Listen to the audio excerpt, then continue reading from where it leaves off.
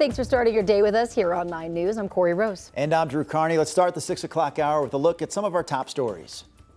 We're talking about concerns over ICE expansion in nearby Denver town in Hudson, Colorado. Neighbors are asking one of Colorado's newer concert venues to turn it down. They're so fed up, they're now filing a lawsuit. And let's take a live look over the metro area this morning, where we are preparing for quite the cold snap. All right, so Katie LaSalle, you saw me looking at your 7-day forecast earlier this morning. She's like, what are you doing in here?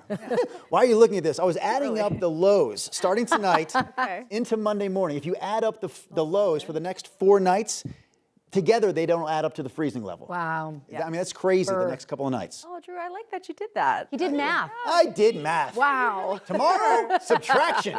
Who cares about the weather? But yes, it's an unfortunate low that we're expecting to see for a couple of days. 0 early Saturday and 2 on Sunday morning. So we've issued weather impact alerts late on Friday as flurries develop, more mountain snow.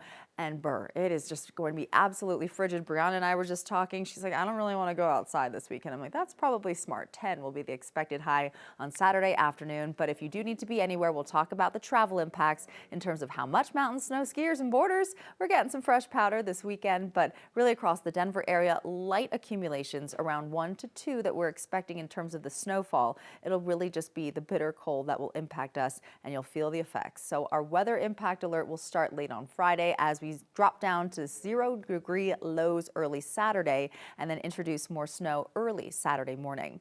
Temperature wise, right now, let's get you out the door. This Thursday, though, no hazardous weather to tell you about. So if you're getting ready to head out, it is still cold outside. We'll be under a mostly sunny sky. 10 o'clock, chilly at 29, still below freezing, but our daytime highs are at least expected to hit the upper 30s for today.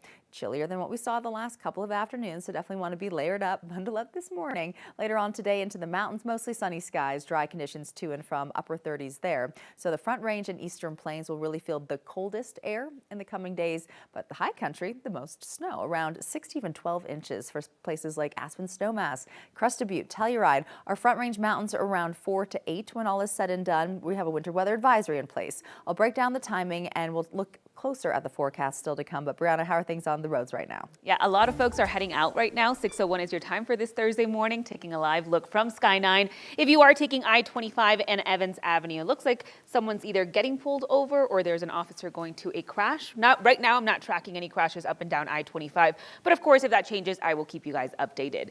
Taking things over to our CDOT cameras, I-25 at 104th Avenue, so near the North Glen area, those southbound lanes. So all of those cars heading towards us, those are all the southbound lanes where it's still quiet, still crash-free this morning. Traffic volume has definitely picked up along 270 and York between Vasquez, so from I-25 heading into I-70.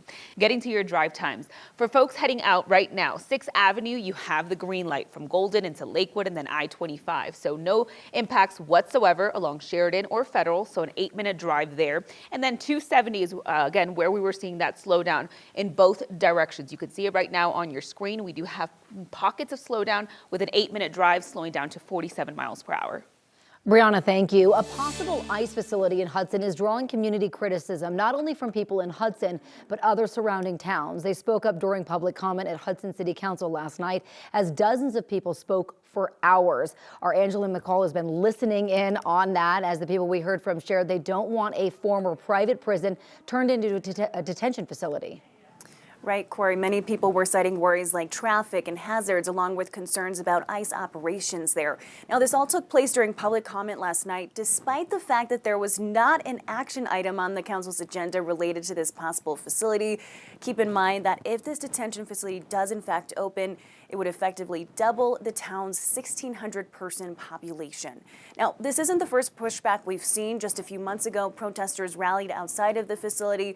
But within the past month, the ACLU obtained documents that included details about this possible new development, which we know ICE is calling the Bighorn Correctional Facility in Hudson. One document shows ICE issued a letter contract to the GEO Group.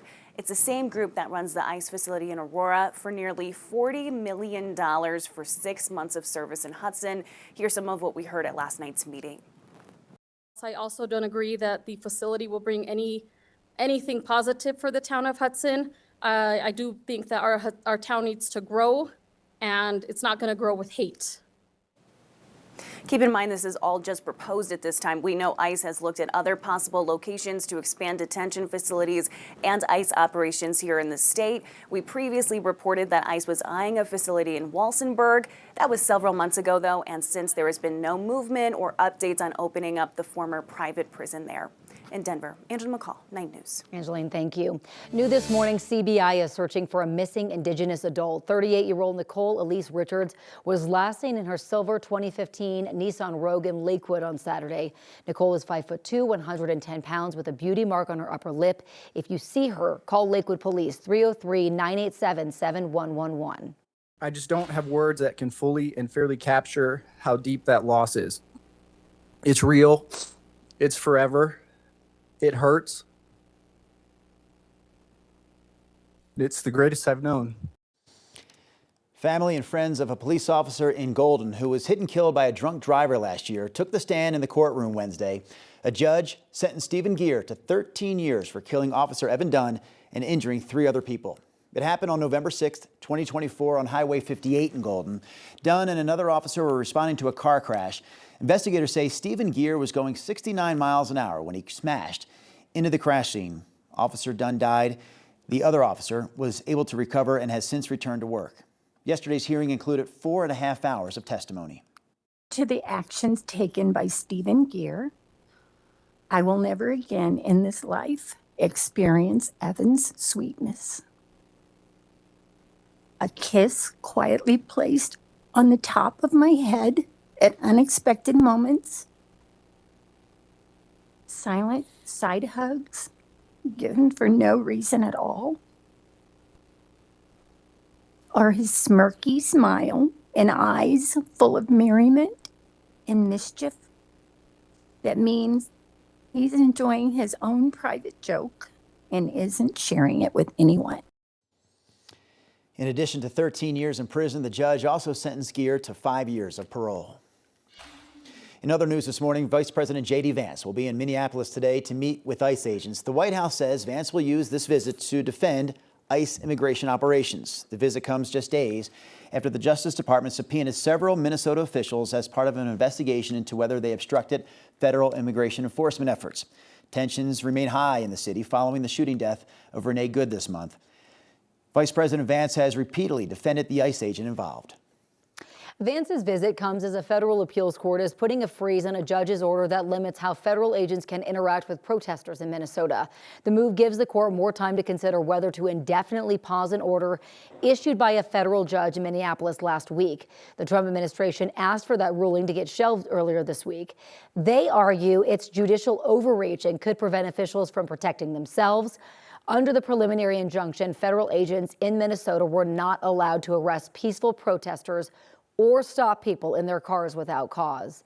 Agents were also not allowed to use non-lethal methods like pepper spray on peaceful protesters. Some people in Colorado Springs are asking for the Ford Amphitheater to turn down the noise because they say the venue is simply too loud. 8 neighbors are suing the venue based on the state's 1971 Noise Abatement Act. The law says noise in a residential neighborhood should not exceed 50 decibels at nighttime. People we talk to say they've recorded between 60 and 70 decibels. They say they don't want to close the venue, they just want to make it quieter. I don't want them to have to tear it down. I recognize that this could be an asset to our community. I recognize that it comes with economic benefits for the city. Turn it down, not tear it down. The owner of the amphitheater, J.W. Roth, defended the venue. He says they've spent millions of dollars building sound walls on each end to keep the noise down. Katie, don't shout this morning. Okay, fine. Good morning. Happy Thursday. It is 6:08, and if you are getting ready to head out the door, temperatures this morning are cold. We're in the teens currently, but we are bracing for some bitter cold air. Frigid temperatures set to roll into the state. We'll see the coldest conditions that Colorado has experienced, and especially the Denver area so far this season. It'll be Saturday into Sunday that those overnight lows and wind chill values will just be absolutely frigid. So just be prepared for that this morning, though. Getting out the door, we're talking some single digits in teens, but daytime highs tomorrow are expected to only be in the teens and low 20s. Today, though, Brianna's sunshine and upper 30s for highs.